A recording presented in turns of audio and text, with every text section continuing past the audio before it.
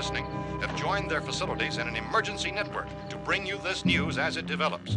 We urge you to stay tuned to radio and TV and to stay indoors at all costs. Late reports reaching this newsroom tell of frightened people seeking refuge in churches, schools, and government buildings, demanding shelter and protection from the wholesale murder which apparently is engulfing much of the nation. Law enforcement officials are at a loss to explain or, even at this hour, even to theorize about the reasons for this wave of murder. So far, the advice we are able to give the public is somewhat Chief T.K. Dunmore of Camden, North Carolina, was quoted as saying, quote, "Tell the people, for God's sake, to get off the streets. Tell them to go home and lock their doors and windows up tight. We don't know what kind of murder-happy characters we have here." End quote. Police Chief Dunmore of Camden, North Carolina. So far, the only descriptions, the only clues anyone has of the killers come from frightened witnesses of some of the slayings. These eyewitness accounts variously describe the murderers as ordinary-looking people, misshapen monsters, people who look like they're in a trance, and things that look like people but act like animals. Some eyewitnesses tell of seeing victims who look as though they had been torn apart. This whole ghastly story began developing 2 days ago with the report of the slaying of a family of 7 in their rural home near Gulfport, Louisiana. Since then, reports of such senseless killings began snowballing in a reign of terror which has hopscotched in an erratic, disconnected manner throughout much of the eastern and midwestern United States. Efforts to keep track of the murder reports by the placing of markers on a map seem to indicate a general spreading from the extreme southeastern United States to the north and west. Our newsmen have been on the telephone talking with officials in other cities and have determined that none of this kind of mass murder has yet been reported west of the Mississippi River, except in the extreme southeastern portion of Texas. Similar killings have been reported around the Houston and Galveston areas, but nothing like... I found a gun and some bullets out there. It was only late yesterday and it these. first became clear we were facing some kind of national emergency. When first reports began filtering in, newsmen and law enforcement agencies were of the opinion This that place is boarded up pretty solid now. in nature. However, as these We ought to be all right here for a while. increasing dramatically, it was soon apparent that We have this a was gun something and more than the bullets. usual run of lawlessness. Food and the Some radio. officials began to suspect an obscure kind of conspiracy. Sooner or later, someone's Things as bound to come and get us out. creatures from outer space. So again, we join with law enforcement agencies in urging you to seek shelter in a building. Lock the doors and windows securely. Hey, that's us. We're doing all right. Be cautious of any suspicious strangers. And keep tuned to your radio and television for survival instructions and further details of this continuing story.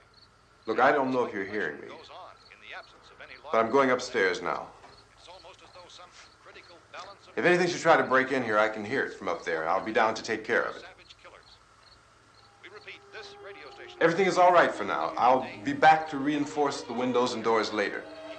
But you'll be all right for now, okay? Okay. Dateline on this report is Cumberland, Maryland. Civil defense officials in Cumberland have told newsmen that murder victims show evidence of having been partially devoured by their murderers.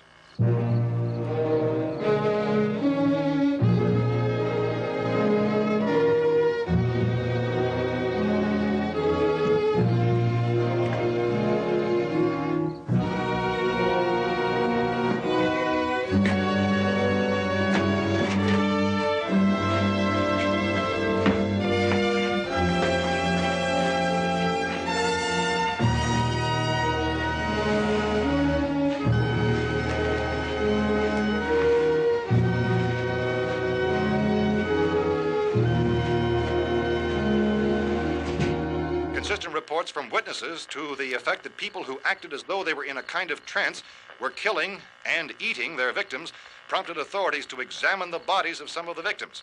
Medical authorities in Cumberland have concluded that in all cases, the killers are eating the flesh of the people they murdered. Repeating this latest bulletin just received moments ago from Cumberland, Maryland, civil defense authorities have told newsmen that murder victims show evidence of having been partially devoured by their murderers. Medical examination of victims' bodies shows conclusively that the killers are eating the flesh of the people they kill. And so this incredible story becomes more ghastly with each report. It's difficult to imagine such a thing actually happening, but these are the reports we have been receiving and passing on to you. Reports which have been verified as completely as is possible in this confused situation. It is happening, and it would appear that no one is safe from this wave of mass murder.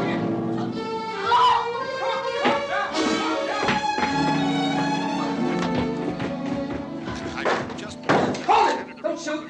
We're from town. A radio. County, Pennsylvania. The Butler County Sheriff has verified that reports of murder victims being partially eaten by their slayers is true. No further details available at this time. However, how long you guys been down there? I could use some help up here. That's the cellar. It's the safest place. You mean you didn't hear the racket we were making up here? How were we supposed to know what was going on? Could have been those things for all we knew. That girl was screaming. Sure, you must know what a girl screaming sounds like. Those things don't make any noise. Anybody would know somebody ever needed help. Look, it's kind of hard to hear what's going on from down there. We thought we could hear screams, but for all we knew, that could have meant those things were in the house afterward. And you wouldn't come up and help? Well, if there were more of The it. racket sounded like the place was being ripped apart. How were we supposed to know what was going on? Now, wait a minute. You just got finished saying you couldn't hear from down there. Now you say it sounded like the place was being ripped apart. It would be nice if you get your story straight, man. All right, now you tell me. I'm not going to take that kind of a chance when we got a safe place. We luck into a safe place, and you're telling us we got to risk our lives just because somebody might need help, huh? Yeah, something like that.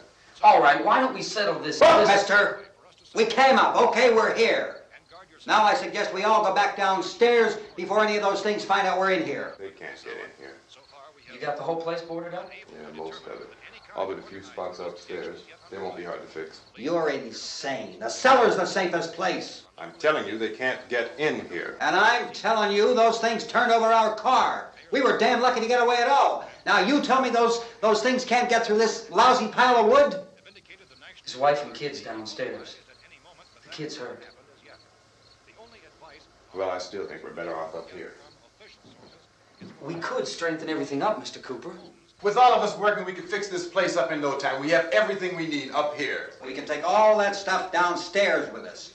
Man, you're really crazy, you know that? You got 1 million windows up here. All these windows, you're gonna make them strong enough to keep these things out, huh? I told you, those things don't have any strength. I smashed 3 of them and pushed another one out the door. Did you hear me when I told you they turned over our car? Oh, hell, any good 5 men can do that. That's my point. Only there's not going to be 5 or even 10. There's going to be 20, 30, maybe 100 of those things. And as soon as they know we're here, this place is going to be crawling with them. Well, if there are that many, they'll probably get us wherever we are. Look, the cellar. The cellar, there's only one door, right? Just one door, that's all we have to protect. Tom and I fixed it so it locks and boards from the inside. But up here, all these windows, why, we'd never know where they were going to hit us next. You got a point, Mr. Cooper. But down in the cellar, there's no place to run to. I mean, if they did get in, there'd be no back exit. We'd be done for. We can get out of here if we have to. And we got windows to see what's going on outside. But down there with no windows, if a rescue party did come, we wouldn't even know it. But the cellar is the strongest place. The cellar is a death trap. I don't know, Mr. Cooper. I think he's right. You know how many's out there? I don't know. Maybe 6 or 7. Look, you two can do whatever you like. I'm going back down to the cellar, and you better decide. Because I'm going to board up that door, and I'm not going to unlock it again no matter what happens. Now, wait a minute, Mr. Cooper. No, I'm not going to wait. I've made my decision, now you make yours. Now, wait a minute. Let's think about this. We can make it to the cellar if we have to. And if we do decide to stay down there, we'll need some things from up here. So let's at least consider this a while. If you box yourself in this cellar and those things get in the house, you've had it. At least up here you have a fighting chance.